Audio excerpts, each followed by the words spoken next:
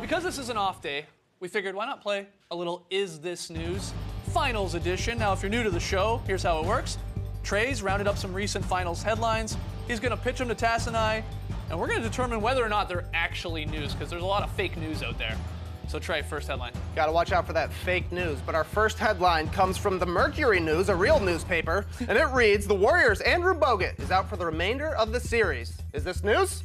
I do not think this is news regarding this series. Whoa. Because I think regardless, Draymond Green was going to start in Game 6 and potentially a Game 7. Just like last year, Bogut's minutes have been decreasing in this series, and in the last 2 games of last year's finals, he didn't play at all. I could see that very well happening regardless of Bogut's injury status in this series, because their best lineups are small lineups. Right. They know that. It's time to break the glass in case of emergency for the Golden State Warriors. They can feel that, they can see that. It's time to play Draymond Green a ton, especially coming off 5 days rest. The man can go crazy out there. He can play as many minutes as possible. Well, not too crazy. Don't go kicking. Don't go nuts, and he won't. He'll do it within the confines of basketball rules, I'm sure. But this was your starting 5 the last couple games, 4, 5, and 6 last year's postseason. I think even if Bogut was healthy, this would be your starting 5 for 6 and potentially 7 anyways. There is some good news to the Andrew Bogut injury, and that's the fact that he's not going to have to get surgery. He's going to be out 6 to 8 weeks. Of course, that takes him out of the finals here, but that is good news. Unfortunate for the Australian Olympic fans out there, the boomers who are hoping to medal, of course, in Rio. Looks like he won't be playing. He didn't play in London because of a broken ankle. But you're right, Tass. It's a good question. It's like, if Bogut was ready to go in Game 6, would Steve Kerr, like he had done last year in the finals, would he have just gone with the super small lineup right from the get-go? Or would he have given Bogut, and you've talked about it throughout these finals, you know, you didn't mind the idea of give Bogut a couple minutes, see how he's doing, because he played great in Games 1 and 2, and Steve Kerr's talked about that. He's really fallen off, and of course now with the injury, he only scored 6 points in Games 3, 4, 5. 2, 3, 4, and 5.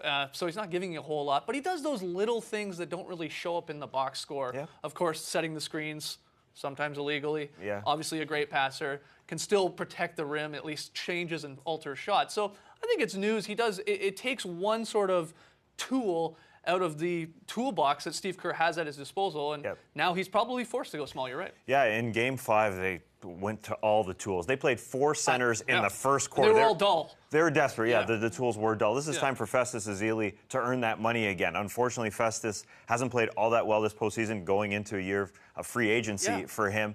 It's time for him to come off the bench and play well. But as I said, Draymond Green, he can play a bajillion minutes, I feel like, in this game, If he can stay out of foul trouble, for sure. Yeah, it's 5 days off. Draymond will be out there, and who will play the backup center? Well, you know, it's up to Festus if he can help be smart and play D and close off the lanes for these Cleveland Cavaliers that are getting into the lane seemingly at will now, especially in Game 5. Is it up to Festus? Because I wanted to ask you that. I mean, Ezeli started 13 regular season games this year, and he's played 35 minutes in the finals, and he's getting a quick yank from Steve Kerr. At times, I'm a little confused even what he's sort of doing wrong when he's out there, and Steve Kerr goes to someone else right away. I wonder what's going on in Steve Kerr's mind, what he's seeing that I guess I'm not. Well, I think what you don't get in Festus, what you do get in Andrew Bogut, is the guy who can come out around the elbows, who can really distribute. Sure. And that's what you miss with Andrew Bogut, undoubtedly. The guy who gets out there and just is able to handle, dribble handoffs. He's just so good at it. Festus isn't so good at that. And if you combine that with some lackluster D, which we've been seeing with Festus Ezeli, quick hook. I think Draymond Green can do all that and more. You look at the lineup data from this series, it showed us that in Game 5, when Draymond Green is off the floor, they're not that good. Yeah.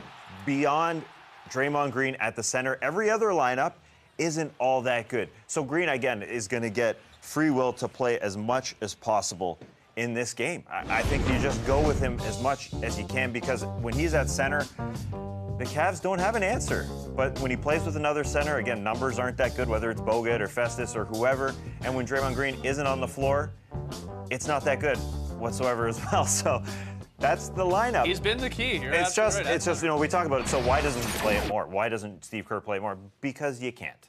Because you just can't play that, sustain that. There isn't a sustainability for seven games. But for 2 or 3 games, I think it'll work. Go with him.